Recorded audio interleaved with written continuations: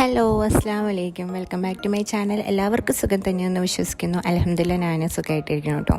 So ഇന്നത്തെ video എന്ന് പറയുന്നത് എൻ്റെ പ്രഗ്നൻസിയിൽ 5th മന്തിലും 6th മന്തിലും 7th മന്തിലും ഞാൻ വിസിറ്റ് ചെയ്തേക്കുന്ന ഹോസ്പിറ്റലിനെ കുറച്ച് ക്ലിപ്സും കാര്യങ്ങളും സ്കാനിങ് ഡീറ്റെയിൽസും ഒക്കെയാണ് കേട്ടോ.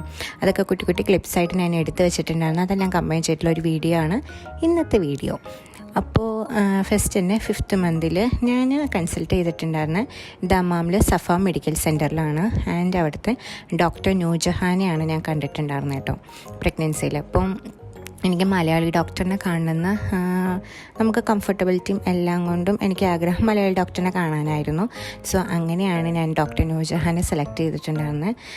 എൻ്റെ ഒരു അറിവിൽ ഇപ്പോൾ ദമാമിൽ ബദ ഹോസ്പിറ്റലിലും അതുപോലെ സഫ ഹോസ്പിറ്റലിലാണ് മലയാളി ഡോക്ടർ ഗൈനക്കോളജിസ്റ്റ് ഉള്ളത് കേട്ടോ. സോ ഞാൻ ഡോക്ടർ നൂർജഹാനെയാണ് കൺസൾട്ട് ചെയ്തിട്ടുണ്ടായിരുന്നത്. എനിക്ക് ഭയങ്കര കംഫർട്ടബിൾ ആയിരുന്നു ആ ഡോക്ടർ. ആൻഡ് 5th മന്തിലെ കാര്യം പറയുകയാണെങ്കിൽ 5th മന്തിൽ എനിക്ക് അനോമലി സ്കാൻ ആയിരുന്നു ഉണ്ടായിരുന്നത്. സോ അനോമലി സ്കാന് വരുന്നത് 150 റിയാൽസ് ആയിരുന്നു. ആൻഡ് ഓൾസോ ഡോക്ടർ കൺസൾട്ടേഷന് വരുന്നത് 50 റിയാൽസ് ആണ്. പിന്നെ എനിക്കൊരു വൈറ്റമിൻ D3 പ്രിസ്ക്രിപ്ഷനും കൂടെ തന്നിട്ടുണ്ടായി. കാരണം നമ്മൾ സൗദിയിൽ അങ്ങനെ വെയിൽ കൊള്ളൽ അങ്ങനെയൊന്നും ഇല്ലല്ലോ. സോ അതുകൊണ്ട് വൈറ്റമിൻ D3 കൂടെ കഴിക്കാനായിട്ട് പറഞ്ഞിട്ടുണ്ടായിട്ടോ. പിന്നെ സ്കാനിൻ്റെ കാര്യം പറയുകയാണെങ്കിൽ ആദ്യം നമ്മൾ ഡോക്ടറിനെ കൺസൾട്ട് ചെയ്ത് ഡോക്ടർ ജസ്റ്റ് ഹാർട്ട് ബീറ്റ് നോക്കിയിട്ടാണ് റേഡിയോളജിസ്റ്റിൻ്റെ അടുത്തേക്ക് വിടുന്നത് മെയിൻ സ്കാനിന് വേണ്ടിയിട്ട്. അപ്പോൾ അവിടെ ഫീമെയിൽ റേഡിയോളജിസ്റ്റും ഉണ്ട്, മെയിൽ റേഡിയോളജിസ്റ്റും ഉണ്ട്. നമുക്ക് ആരെ വേണമെങ്കിലും സെലക്ട് ചെയ്യാം. ഓൾട്ടർനേറ്റ് ഡേയ്സിലാണ് മെയിലും ഫീമെയിലും റേഡിയോളജിസ്റ്റ് വരുന്നത്. പിന്നെ 5th മന്തിൽ അനോമലി സ്കാൻ നമുക്കൊരു 18 to 22 വീക്സിൽ ചെയ്യാം. ഞാൻ 20 വീക്കും 5 ഡേയ്സിലുമാണ് ഈ ഒരു അനോമലി സ്കാൻ ചെയ്തിട്ടുണ്ടായിട്ടോ. അതുപോലെ നമുക്ക് നാട്ടിൽ കിഡ്നാപ്പിലെ ഡീറ്റെയിൽ ആയിട്ടുള്ള സ്കാൻ റിപ്പോർട്ട് നമുക്ക് സൗദിയിൽ എവിടെയൊന്നും കിട്ടില്ല. അപ്പോൾ എനിക്കത് ഭയങ്കര കൺഫ്യൂഷനായിരുന്നു, എന്താണ് ഡീറ്റെയിൽ ആയിട്ട് കിട്ടാതെ. നമുക്ക് ജസ്റ്റ് മേജറായിട്ട് എന്തെങ്കിലും കാര്യങ്ങളുണ്ടെങ്കിൽ നമുക്കവിടെ സൗദിയിൽ പറയും. ഏതൊരു മെഡിക്കൽ സെൻറ്ററോ ഏതൊരു ഹോസ്പിറ്റലിലാണെങ്കിലും സൗദിയിൽ അങ്ങനെയാണ് കേട്ടോ. അതെനിക്കൊരു ഡ്രോബാക്കായിട്ട് തോന്നി. നമുക്ക് എൻ്റെ ഫ്രണ്ട്സിനൊക്കെ നാട്ടിൽ നമുക്ക് ഡീറ്റെയിൽ ആയിട്ടുള്ള സ്കാൻ റിപ്പോർട്ടിന് എല്ലാ കാര്യങ്ങളും അറിയാൻ പറ്റും. പക്ഷെ നമുക്ക് സൗദിയിൽ അങ്ങനെ ഡീറ്റെയിൽ ആയിട്ട് അറിയാൻ പറ്റില്ല.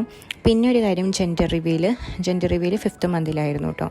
5th മന്തിൽ ഞങ്ങൾ അറിഞ്ഞിട്ടുണ്ടായിരുന്നു. ഡോക്ടർ നമ്മളോട് ഡയറക്റ്റ് നമ്മളെ കാണിച്ചു തന്നിട്ട് ഡോക്ടർ പറയും ബോയ് ബേബിയാണോ ഗേൾ ബേബിയാണോ എന്ന് ജെൻഡർ റിവീൽ ചെയ്യും. അതൊരു വലിയ കാര്യമായിട്ട് എനിക്ക് തോന്നി. നമുക്ക് ഇന്ത്യയിലൊന്നും അറിയാൻ പറ്റില്ലല്ലോ അത്. ഇനി നമുക്ക് 6th മന്തിലെ ഹോസ്പിറ്റൽ വിസിറ്റിൻ്റെ വിശേഷങ്ങൾ നോക്കാം. 6th മന്തിലാണ് എൻ്റെ അടുത്ത് ഗ്ലൂക്കോസ് ടെസ്റ്റ് ചെയ്യാൻ പറഞ്ഞിട്ടുണ്ടായിരുന്നത്, ഷുഗർ ലെവൽ അറിയാനായിട്ട്. അപ്പോൾ മോർണിംഗ് 6 മണിക്കാണ് എത്താൻ പറഞ്ഞിട്ടുണ്ടായിട്ട് ഹോസ്പിറ്റലിൽ. സോ 6 മണിക്ക് എത്തുമ്പോൾ തന്നെ ഒരു ബ്ലഡ് ടെസ്റ്റിൻ്റെ യൂറിൻ കൊടുക്കും. ആൻഡ് ഒരു 1 hour കഴിഞ്ഞിട്ട് നമുക്കിങ്ങനെ ഇത്രയുള്ളൊരു ഗ്ലാസ്സിൽ ഗ്ലൂക്കോസ് ഇട്ടിട്ട് ഇങ്ങനെ ഇളക്കിയിട്ട് കുടിക്കാനായിട്ട് പറയും. എന്നിട്ട് അപ്പം തന്നെ അവർ വീണ്ടും ബ്ലഡ് കൊടുക്കും, യൂറിൻ എടുക്കും. അതിൻ്റെ വീണ്ടും ഒരു 1 hour വെയിറ്റ് ചെയ്യാം. അത് കഴിഞ്ഞിട്ട് 1 hour കഴിഞ്ഞിട്ട് വീണ്ടും ബ്ലഡും യൂറിനും എടുക്കും. ടോട്ടൽ 3 times ബ്ലഡ് യൂറിനും എടുക്കും. അതിൻ്റെ റിസൾട്ട് അപ്പം തന്നെ കിട്ടും. എന്നിട്ട് നമ്മൾ ഡോക്ടറിനെ കാണും. അൽഹംദുലില്ലാ ഓക്കെ ആയിരുന്നു കേട്ടോ. ഞാൻ ഇങ്ങനെ വീഡിയോസിലൊക്കെ ഭയങ്കരമായിട്ട് കണ്ടിട്ടുണ്ടായിരുന്നു, ഈ ഒരു ടെസ്റ്റ് എടുക്കുമ്പോൾ ഭയങ്കരമായിട്ട് ഛർദ്ദിക്കാൻ വരും, ഭയങ്കര ബുദ്ധിമുട്ടായിരിക്കുന്നു. പക്ഷേ എനിക്ക് അൽഹംദുലില്ലാ വലിയ ബുദ്ധിമുട്ടൊന്നും തോന്നിയില്ല. ഒരു 1 hour ഇരുന്നിട്ട് അവസാനം ആയപ്പോഴേക്കും ജസ്റ്റ് ഒരു എന്തോ ഒരു ഫീലിംഗ് പോലെ തോന്നി. ബട്ട് അപ്പോഴത്തേക്കും ബ്ലഡ് യൂറിനും എടുത്തിട്ട് നമുക്ക് വെള്ളം കുടിച്ചോളാൻ പറഞ്ഞു കേട്ടോ. അതുകൊണ്ട് എനിക്ക് വലിയ പ്രശ്നമായിട്ട് തോന്നിയിട്ടുണ്ടായിരുന്നില്ല.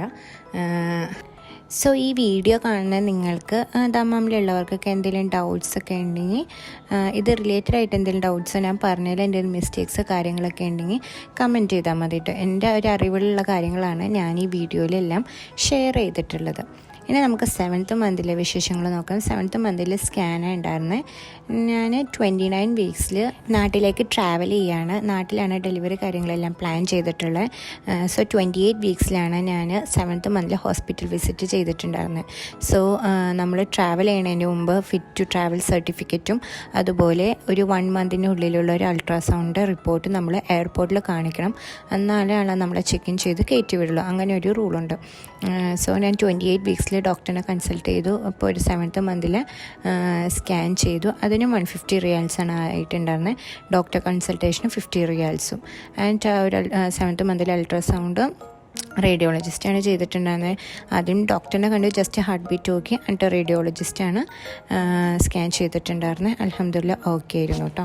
അപ്പോൾ അത്രേ ഉള്ളൂ ഇന്നത്തെ വീഡിയോയിൽ പ്യുവർലി ഞാൻ ഷെയർ ചെയ്തിട്ടുണ്ടായിരുന്ന ഹോസ്പിറ്റലിൻ്റെ കാര്യങ്ങളും അവിടുത്തെ സ്കാനും ഡീറ്റെയിൽസും എല്ലാം ആണ്. സോ നിങ്ങൾക്ക് വീഡിയോ ഇഷ്ടമായെന്ന് ഓർക്കണം. വീഡിയോ ഇഷ്ടമാണെങ്കിൽ ലൈക്ക് ചെയ്യാനും ഷെയർ ചെയ്യാനും സബ്സ്ക്രൈബ് ചെയ്യാൻ നമ്മുടെ ഫാമിലിയിൽ മെമ്പറാണ് മറക്കരുത് കേട്ടോ. See you next video.